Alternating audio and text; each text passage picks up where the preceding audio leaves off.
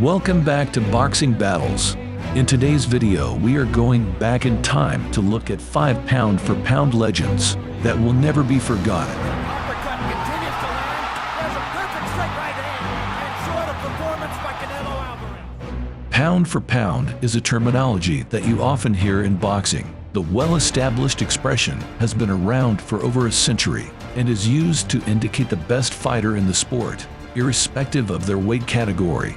Top pound-for-pound fighters have superior skills and accomplishments relative to others in their divisions, and have an extraordinary ability to win in multiple weight classes. These real-life superheroes to not necessarily win every battle, but their outstanding talent to beat the odds and fulfill what should not be possible goes truly beyond belief.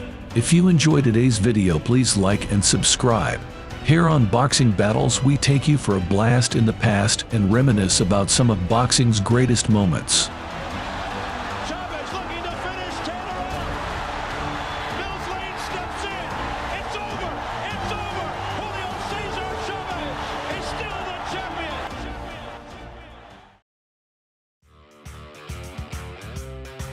There have been many fighters over the years that have had prominent and distinguished boxing careers, many of which saw them become iconic figures in the ring that helped forever change the sport with their utter superiority at their craft.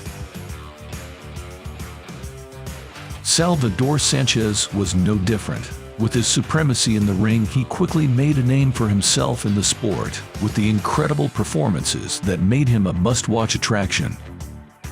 Sanchez compiled impressive wins over high-level opposition, including Danny Little Red Lopez twice, Ruben Castillo, Juan Laporte, Wilfredo Gomez, and Azuma Nelson.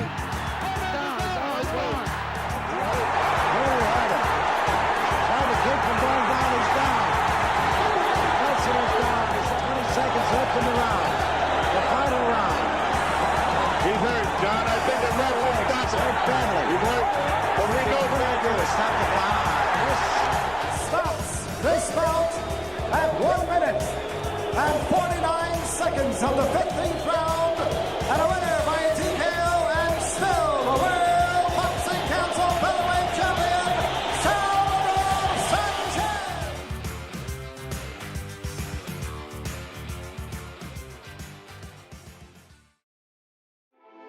However, unfortunately, all of that came to a sudden halt after his tragic death at age 23, which left a significant hole in the boxing community.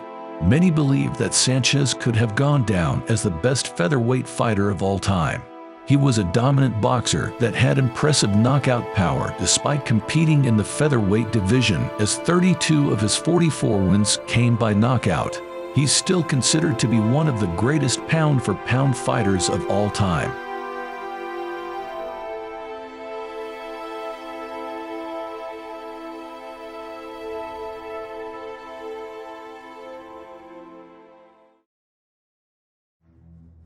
Thomas Hearns' often frightening blend of speed, power, and punching technique helped make him a must-watch during the 1980s. However, it was his fierce rivalries with fellow stars Sugar Ray Leonard, Marvin Hagler, and Roberto Duran that made him a legendary boxing figure. Oh, he's out. He was out before he hit the canvas. Minute 58. That's it. Stop the fight. Stop the fight. It's over. Carlos Padilla out before he hit the canvas. That's all. This fight is over. Known as the Hitman, Hearns, standing 6'1", won 6 world titles in 5 weight classes, an unprecedented feat at the time. He was the first man to win 4 world titles in 4 weight divisions, and then 5 in 5 divisions. Down goes Roldan. Thomas Hearns has made boxing history. Hearns was an elite-level boxer with explosive punching power, which saw him dominate the welterweight to middleweight divisions, and possessed enough ring astuteness to compete as a world-class light heavyweight, cementing his place as one of the pound-for-pound greats. And Thomas Hearns has become the 12th man in boxing history to win a 3rd world title.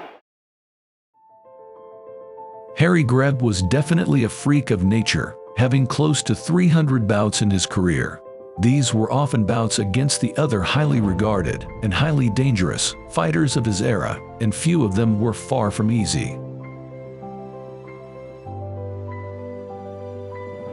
Greb had a highly aggressive, very fast, swarming style of fighting and buried his opponents under a blizzard of punches. He was very elusive with quick footwork to jump in and out on opponents.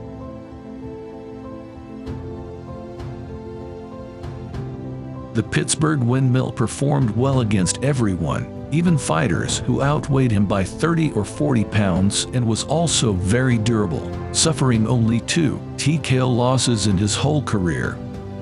Greb was light heavyweight champion from 1922 to 1923 and world middleweight champion from 1923 to 1926. He fought a recorded 299 times in his 13-year career, which began at around 140 pounds, and fought against the best opposition the heavily talented rich 1910s and 20s could offer him.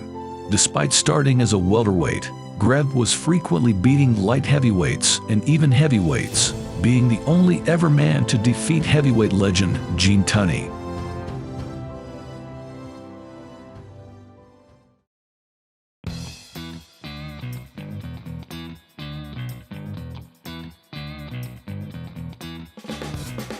Known for his flamboyant personality, fancy footwork, imposing height, and fast hands, Muhammad Ali also possessed a fantastic chin and a flair for the dramatic. The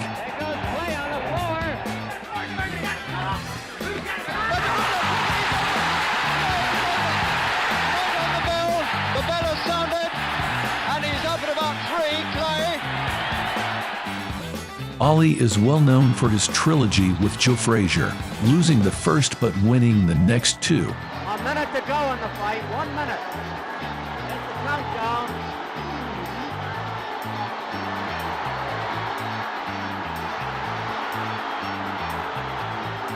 What a minute. Decision. Here's the The decision. winner by unanimous decision is Muhammad Ali. And for utilizing his famed rope-a-dope style to upset George Foreman in the Congo in 1974 to regain his titles. Sneaky right hand. Another sneaky right hand. This time he worked over the shoulder of Foreman.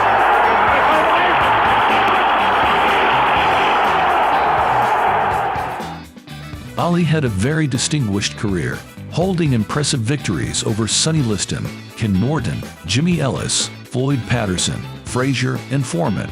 He is also the first and only man to hold the heavyweight championship 3 times. Muhammad Ali is the most famous and loved boxer in the world, and nobody can deny his place in boxing history or as a legendary pound-for-pound great.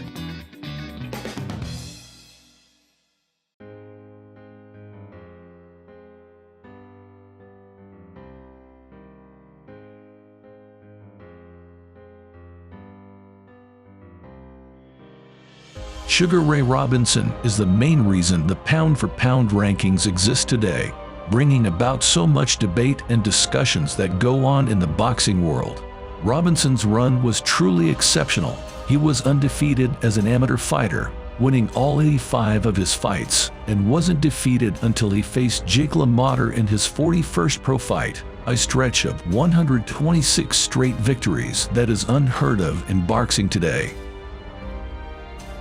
Handsome, charismatic, and talented beyond belief, Robinson was the total package. He possessed every asset of a great boxing master: grace, speed, balance, fantastic skill, pulverizing punching power, an indestructible chin, amazing technique, and original style. He could punch just as good with both hands and was often said to innovate new punches on the spot.